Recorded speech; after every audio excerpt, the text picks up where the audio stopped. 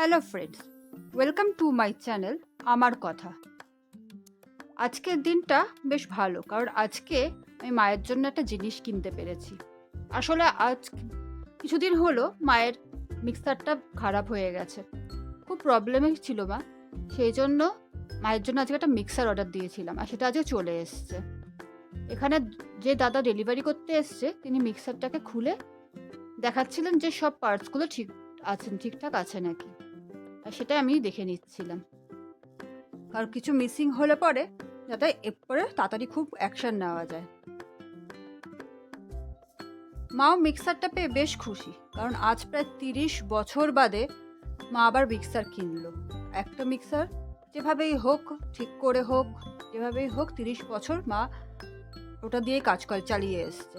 আর এতদিন বাদে আবার অন্য মিক্সার পেয়ে মাও বেশ আনন্দ। আর তাই আমারও আজকের দিনটা বেশ ভালোই যাচ্ছিল। বিকেলবেলা আমি আর ডাবলি চলে গেছি দেবদাসের বাড়িতে। ডাবলি আমার অনেক ছোটবেলার বন্ধু, আর দেবদাসও আমার খুব ভালো বন্ধু। ওর বাড়িতে গিয়ে আমরা ভীষণ মজা করলাম। আর দেখুন, সময় সব থেকে প্রবলেম ডাবলির, কারণ ওর মন্তব্য ওকে এতে পোজে ভালো লাগছে না, ওই পোজে ভালো লাগছে না। কিন্তু ও যে কত ভালো মনের মানুষ সেটা হয়তো ও নিজেও জানে না। চলে এসছে আমাদের চা আর মুড়ি মাখা। কাকিমা আমাদের মুড়ি মাখিয়ে দিয়েছে, চাটা দেবদাস করেছে। এতে যেন আমাদের বিকালটা জমে ক্ষীর হয়ে গেছে। দারুণ কাটলো বিকালটা। ডাব্লিউ একটু হাত লাগিয়ে দিচ্ছে মুড়ি মাখাতে, তাহলে ওরও একটু মুড়ি মাখায় ম্যাজিক আছে।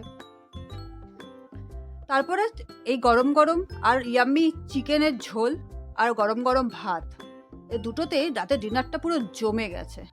আসার সময় দেবদাসের কাছ থেকে এতগুলো গিফট নিয়ে বাড়ি চলে আসলাম। আবার আপনাদের সাথে দেখা হচ্ছে পরের ব্লগে। ততক্ষণের জন্য টাটা।